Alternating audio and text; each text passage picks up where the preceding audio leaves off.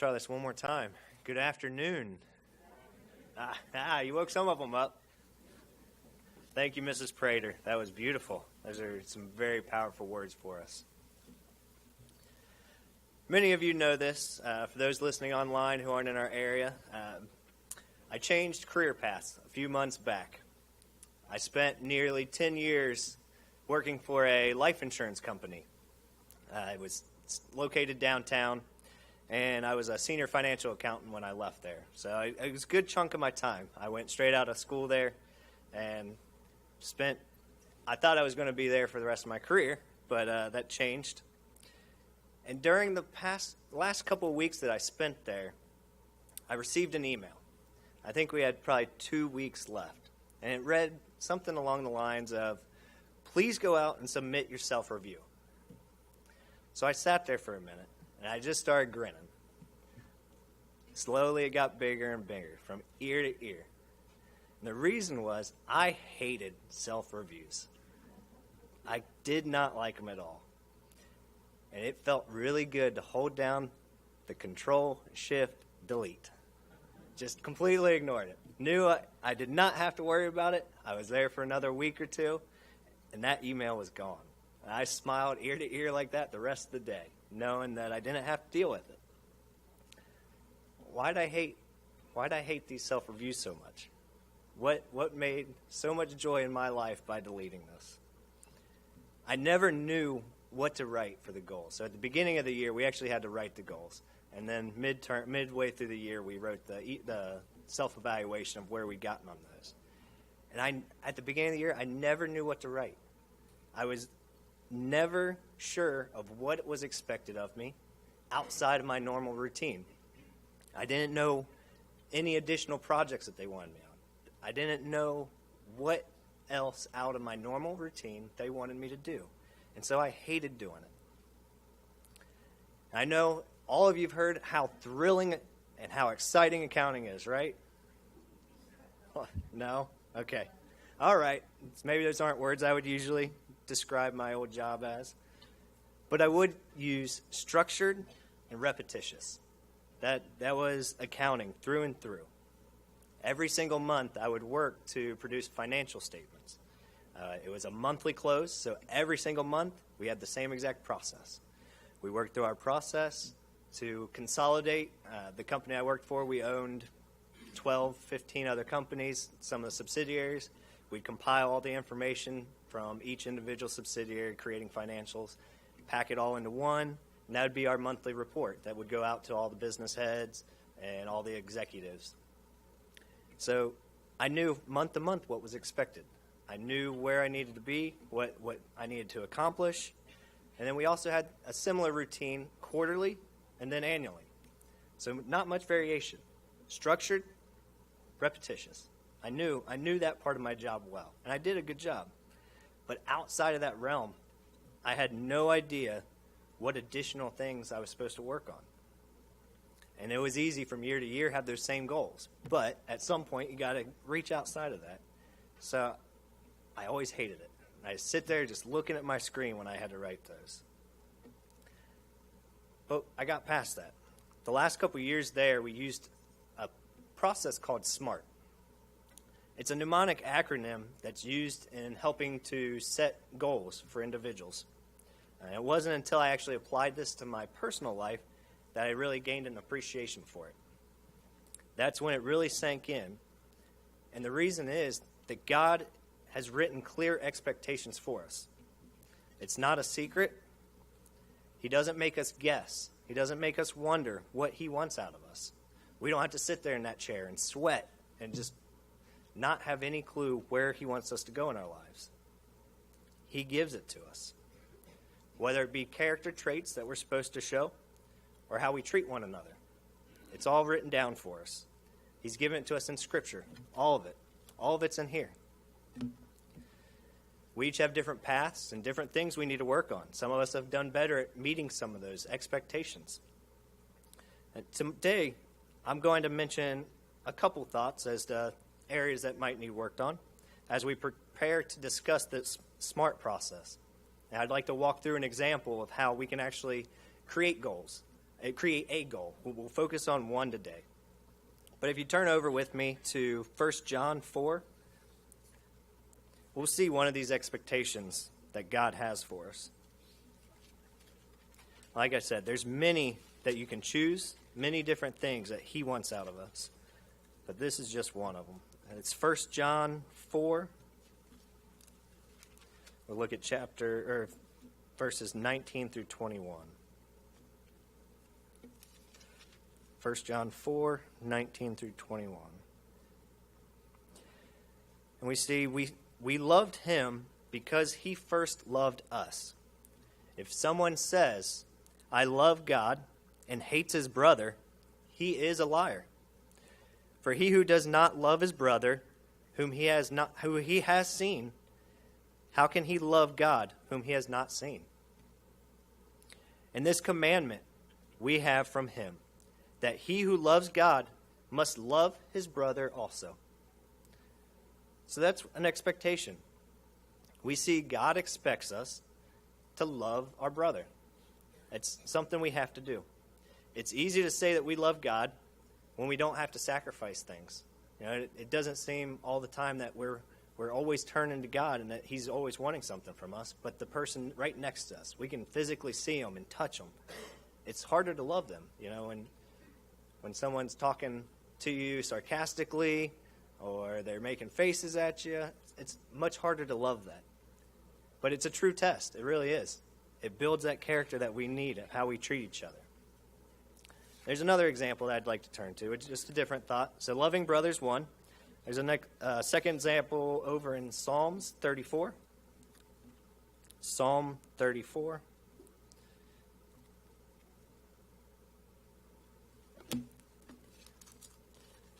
Here we will see another expectation that God has for us.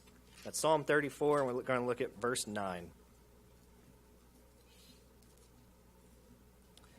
Oh, fear the Lord, you his saints. There is no want to those who fear him. So fearing God, that's also important. We need to take note that this isn't a horrific fear. You know, we just came out of Halloween. We see lots of horrible things that scare us, that we're afraid of. That's not what this fear is. We're not supposed to be terrified of God. The fear we need to have is one of humility and deep respect. Thorough Bible study, prayer, meditation. This is all fear to God. Not because, and fearing God, it's not good for him. He doesn't get joy out of that terrified fear, but he loves when we bow ourselves to him, when we pray to him, when we're showing respect to him. It's good for us to recognize that he's more powerful than anything else. Acknowledging this shows our deep respect for him, and it shows him the proper honor of our true Father, the ultimate Father for all of us. If you would, turn over to Ecclesiastes 8. We'll see another reference to this fear.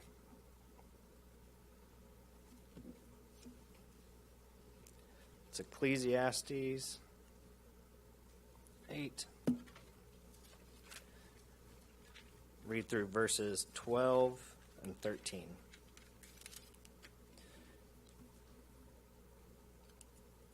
Though a sinner does evil 100 times, and his days are prolonged, yet I surely know that it will be well with those who fear God, who fear before him.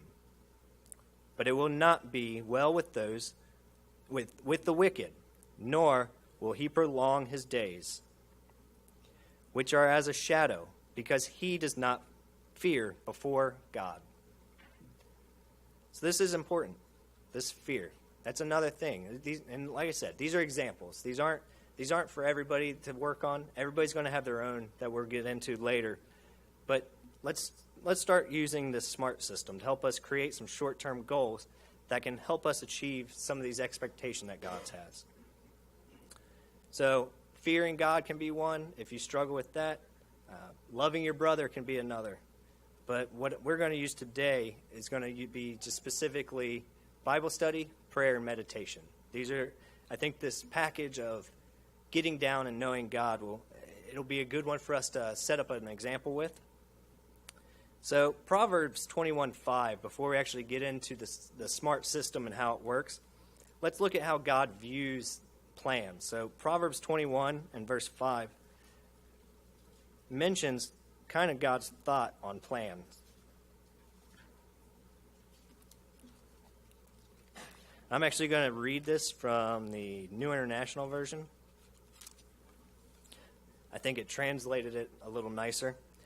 It says, "The plans of the diligent lead to profit as surely as haste leads to poverty."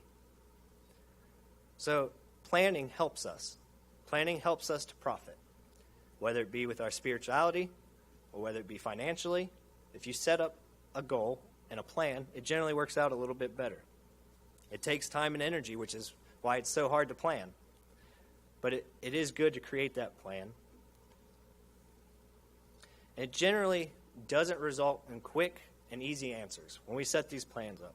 But hopefully we'll see with long-term results and diligence, hard work, all of these things will help us to fulfill what plan we have to focus on. So before we get into the specifics of SMART, I've got a few ideas to just kind of get us thinking about the different types of things we can focus on locally with loving your brother and fearing God. So one of the like I said, the first thing, which is going to be our example today, would be prayer, Bible study, and meditation. This is what we're going to use once we actually get into the process and we go over all the steps. But if anybody was here last week, got your monthly calendar, one of the things you may want to focus on is all the shut-ins. If you want to make time to make sure you fill out cards, maybe make a phone call to them, visit them. These are all things that maybe that would be on your mind of somewhere how you want to serve and love your brothers and sisters. Another area that you may consider would be just sound, snacks, the mother's room.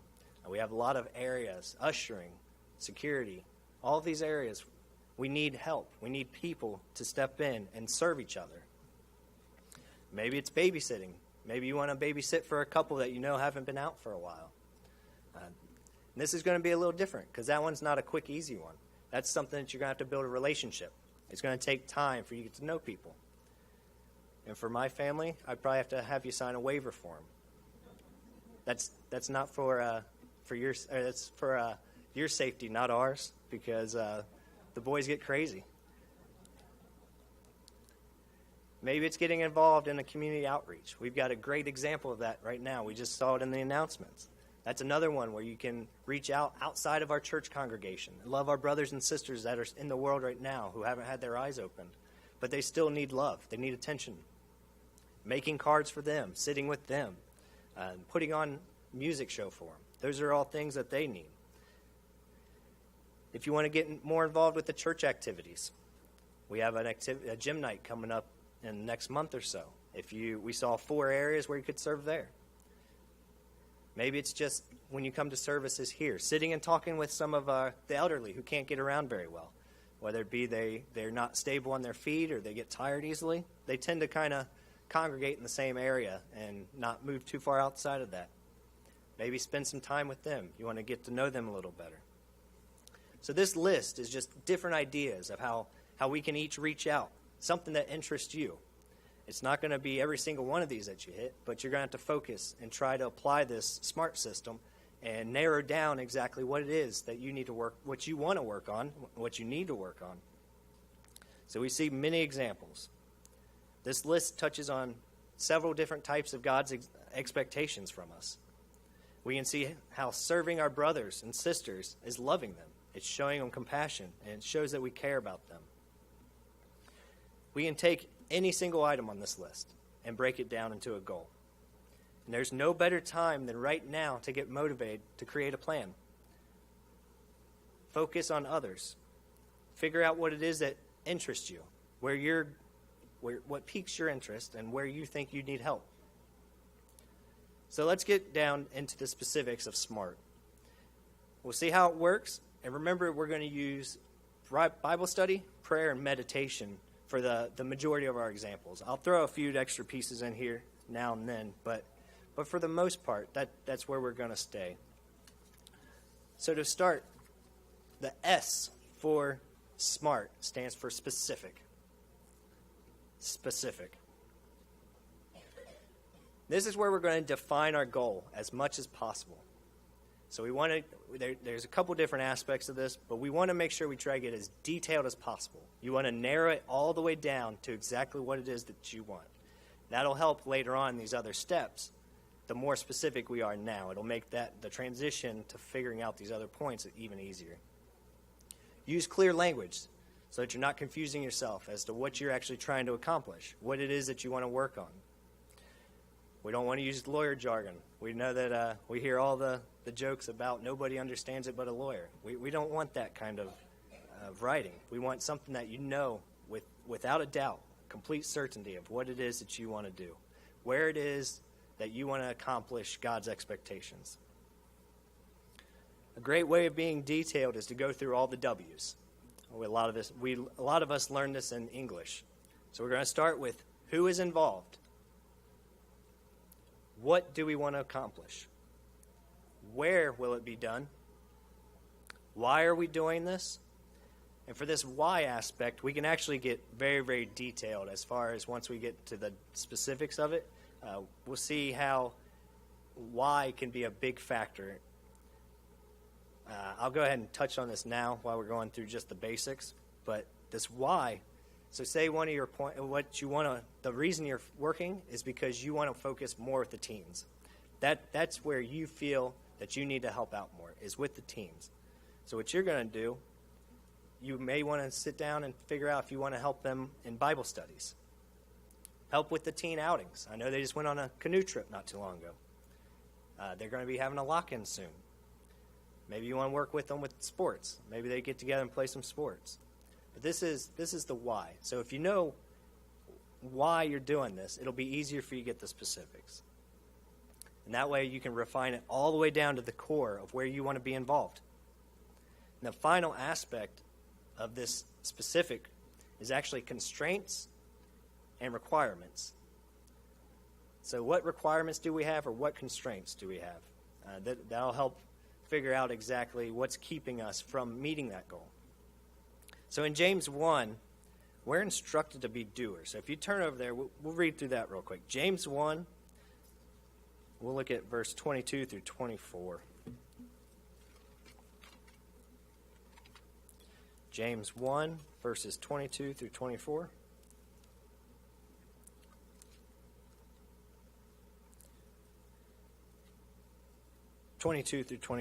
But be doers of the word, and not hearers only, deceiving yourselves. For if anyone is a hearer of the word, and not a doer, he is like a man observing his natural face in a mirror. For he observes himself, goes away, and immediately forgets what kind of man he was. Do we want to forget who we are? Or do we want to hang on to that? This shows that we need to focus and set these goals so that we're clear with what we want to be, who we want to be. So let's get one more verse that we'll go through that'll help us with this process. It's back in Joshua. I know we're bouncing around a lot, but Joshua, I think it's important to see how daily study is important for us. Joshua chapter 1.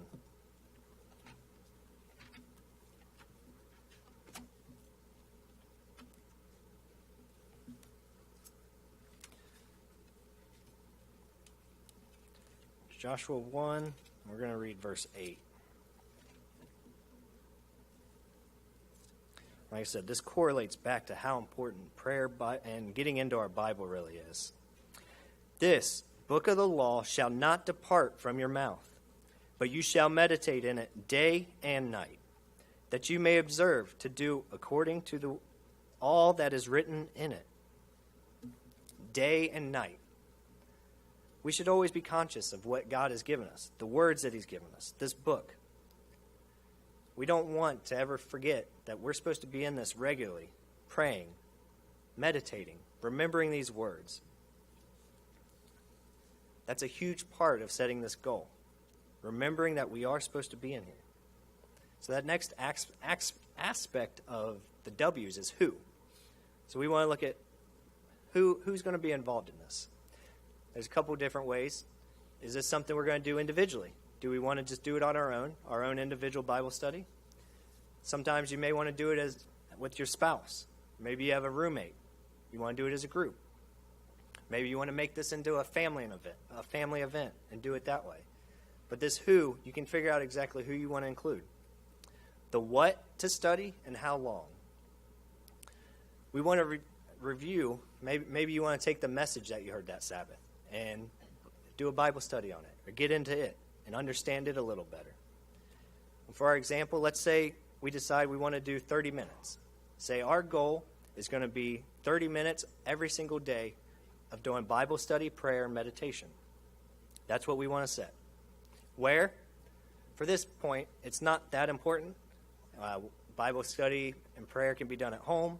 It can be done in parks. I know lots of people like to go out into the nature and do it that way. The where for this isn't as crucial. More of an impact on the where would be like the community outreach. That would take a little more planning as to where you want to serve, who you'd want to serve. So we see that we're helping the Anderson nursing home. That's where our community outreach is right now. So that would be more for the where. And then why? Why are we doing this? We're striving to be Christ-like. We want to please God and follow all of his expectations, all of his instructions that he gives us. And then a constraint, a requirement, would be that we must make sure that we're at home. If we're going to do our Bible study at home, we need to be home. I know there's times where I've been dead tired when I got home. And you start studying, and you fall asleep. We need to make sure we're awake and we're aware when we're doing our study. So getting home at a good hour, that would be one of the constraints and requirements that we have to have. So now we can move on to our next letter, M. So we have the specifics. We know what we want our goal to be and how and where and why. So the next letter, M, that is for measurable. Measurable. This aspect is we want to make sure how we can track our progress, how we can see how far along we go, how we measure if we meet our goal and see what the outcome is. So there's two different aspects to this that I want to note. The first one is how many times, and we see that we've set that in our specifics. Like I said, if we're very specific, then the next points are going to get easier. So we can see we want to do this every day. We want to try to do this study and prayer every day. And the second piece would be the amount of time. We have that part fulfilled too. So we need to be diligent about filling out the specific section. And that way we can make this measurable easier. So we have every single day, 30 minutes a day. That's where we're going to set our bar for this example. What's difficult is God hasn't given us exact criteria for what he needs, what he expects of us as far as how long we're supposed to do this every single day. We just read, though, we are supposed to try to get in every single day, so we set that time frame of 30 minutes. We must discern what needs done in our normal life, and we can use this measuring and make sure we're meeting the criteria of fulfilling our family duties and then also meeting our goal. So if you would turn over to 1 Peter 2 with me. 1 Peter 2.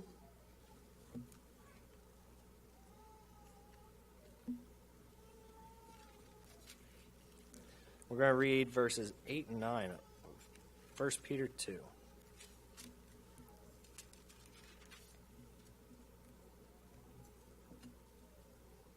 This is another reference back to God's expectations of us. 1 Peter 2, verses 8 and 9.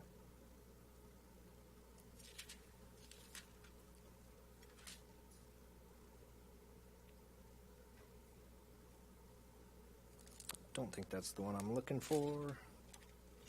I have it written down. I'll have to check that reference later, but I'll read it here for you. It says, "Finally, all of you be of one mind, having compassion for one another. Love as brothers, be tender-hearted, be courteous, not returning evil for evil or reviling for reviling, but on the contrary, blessing, knowing that you are called to this, that you may inherit a blessing." So here, we're given a couple different things. Loving brothers again. tenderhearted, courteous. These are all expectations that we could use when we're trying to set up our goals. These verses don't only give us characteristics that we should have, but it also includes something we're not supposed to have.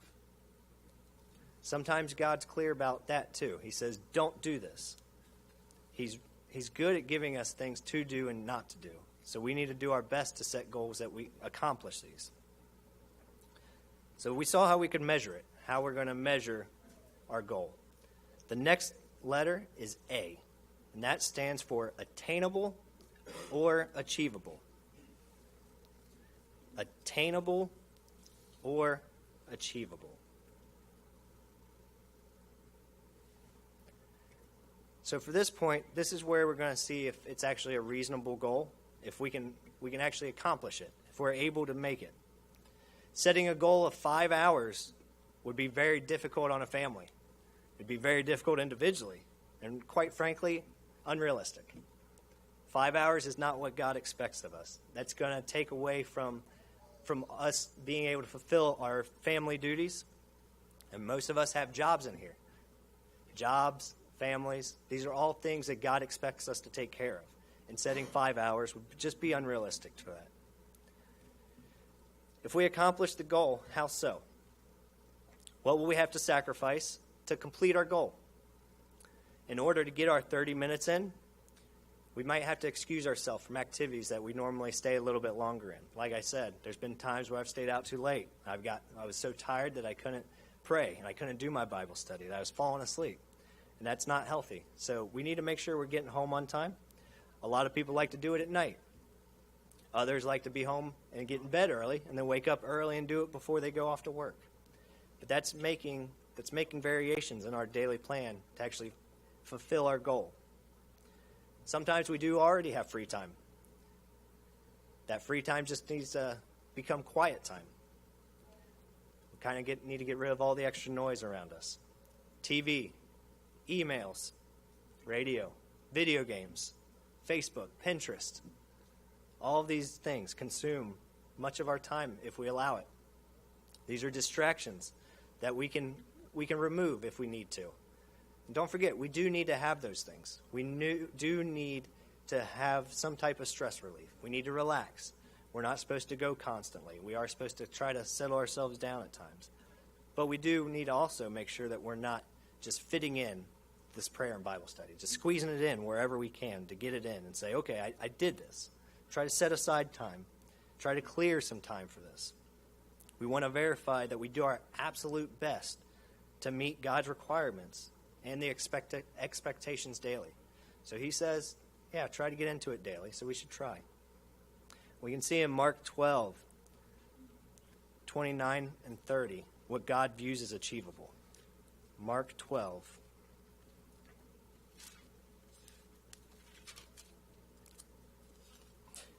In this section, God is asked about which of the commandments is the greatest.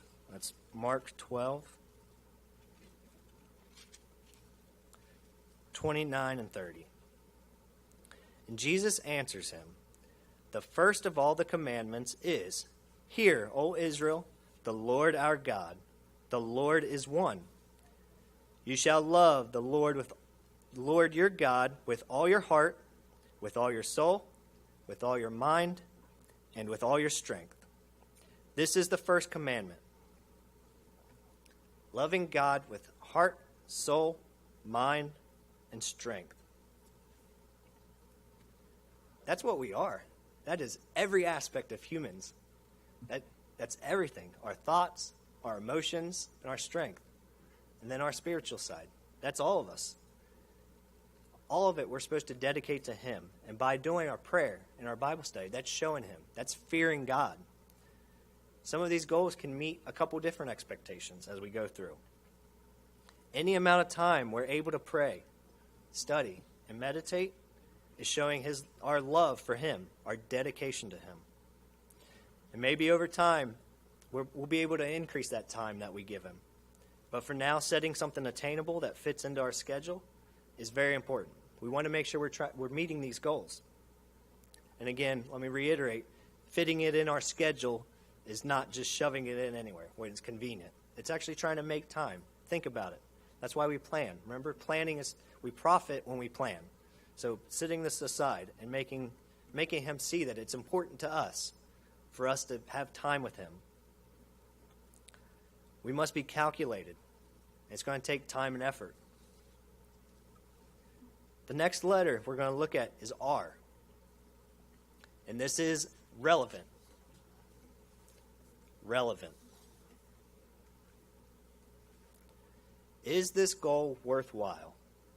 And will it meet our needs? Absolutely, this one is. For our example, prayer, Bible study, meditation. This is exactly where we should be. Any steps that we take to draw closer to God, to love God, are major steps in the right direction. It's going towards God. When we draw close to God, we draw away from Satan. We see this drawing closer to God in a couple of scriptures. The first one I want to turn to is in Hebrews 7. We'll see this mention of drawing close to God. Hebrews 7, verse 25.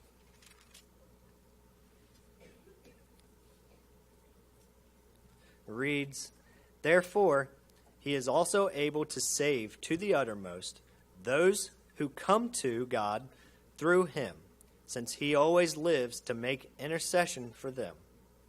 Did you catch that there? That comes to. This comes to is drawing near to God. And that's what we need to do. Draw near to God. Every time we dig into the scriptures, we're drawing near to him. This is his book. He had this written.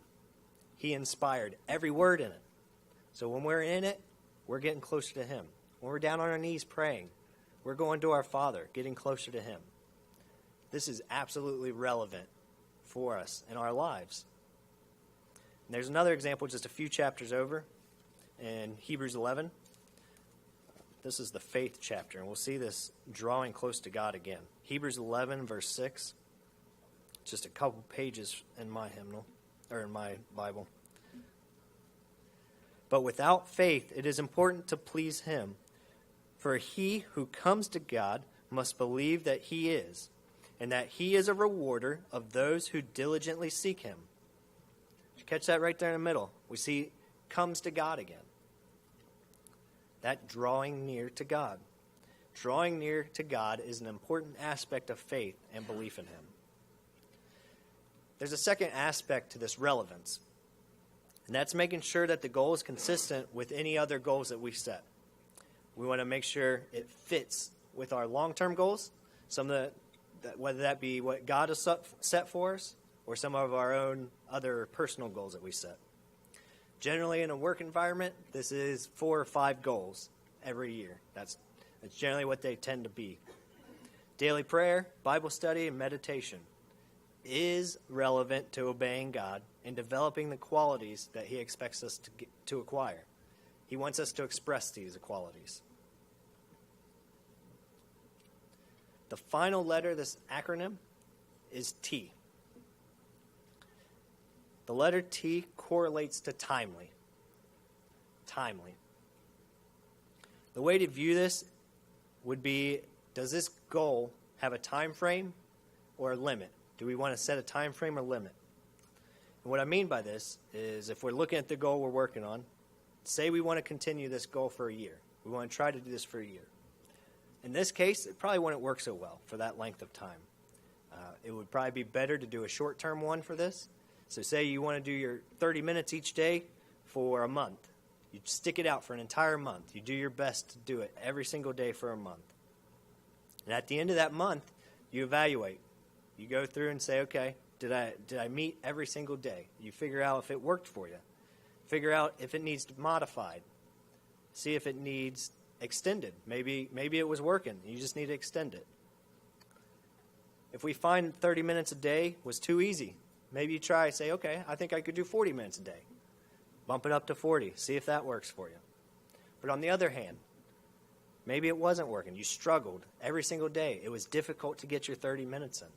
So you may want to bump it down to 20. Say, okay, let's try and focus on 20. We just see if that's attainable for us. This time frame of being timely is important. because we want to make goals that we can meet. We want to stretch ourselves, but we also want to meet them.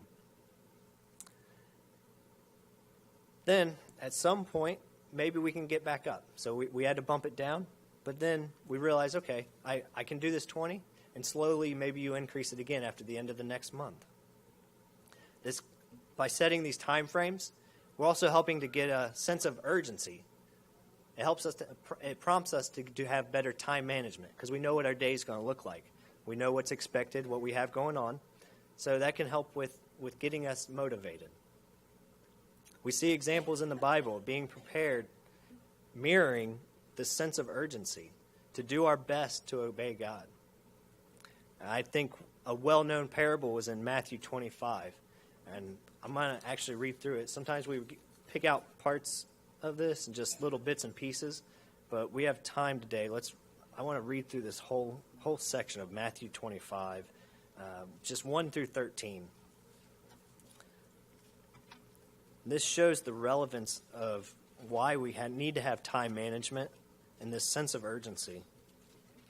Matthew 25, verses 1 through 13.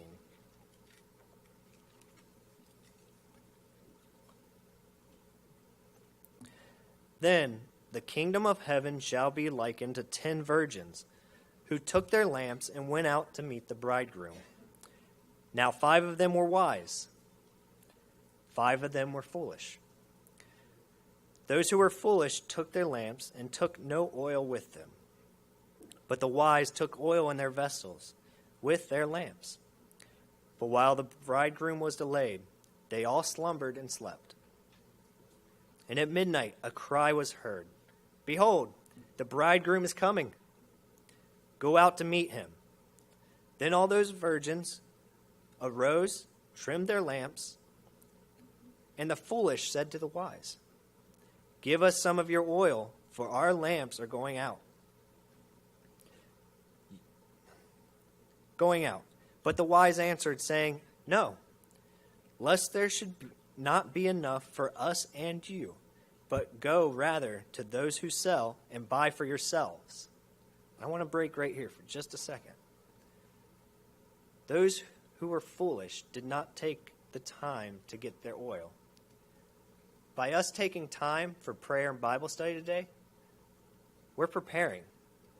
When we prepare individually, we're not preparing for our neighbors. We can't do that for them. It's not something we can do. They're going to have to prepare for themselves. They're going to have to take their own time, their own energy, money. In this case, the oil would have costed money. They need to make their own time. Prayers.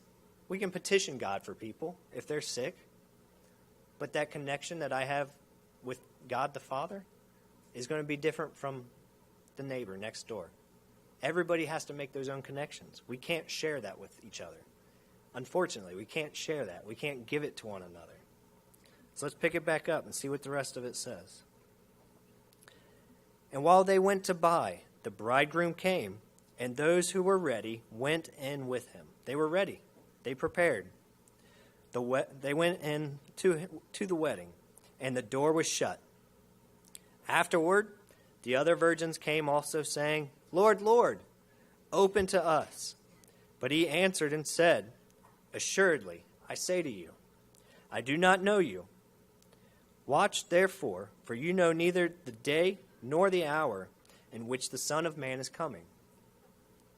We don't know, but we have the Bible that we can follow every single day, even though we don't know. That'll help us stay on track. He wants us to know him. God wants us to know him, and it's important that we do know him. When we sit down and pray, when we sit down in Bible study, meditate, we're putting that oil in our lamps now. We're getting ready now. We're going to be prepared. We have to be prepared. I have one final scripture that I'd like to turn to, and it's in 1 Thessalonians. 1 Thessalonians chapter 5. It also touches on this urgency. It's a real short one. But when we're talking about this timely factor, I think it's very important to see it again. 1 Thessalonians 5, verse 2. For you yourselves know perfectly that the day of the Lord so comes as a thief in the night. Is he going to be a thief to us, or have we already prepared? Are we taking the time now so that it doesn't surprise us? We're ready. Setting goals was painful for me, literally painful. I'd sit there and just look at my computer screen and just no idea where to go with it, what to do. But I've learned that I can apply it to what God wants me to accomplish, because he's given us an ultimate goal. He's given us all these little goals. He's very clear on what we need, what he wants from us. I hope this acronym you'll be able to take and create your own goals. Figure out where you want to serve and love your brother, or help serve in services. Figure out what it is that you need to work on. God's pretty good about waking us up and saying, hey, this is where you work on. But it's all individual. But we do have God's ultimate goal, and he's placed that in each one of our paths. Take some time and create your own goal or goals. Like I said, it could be multiple ones. Use SMART. Be smart. Use this process when you get home. Look to God's word for the aspects that you personally need to develop. Like I said, we all have something to work on. Align your goals according to God's.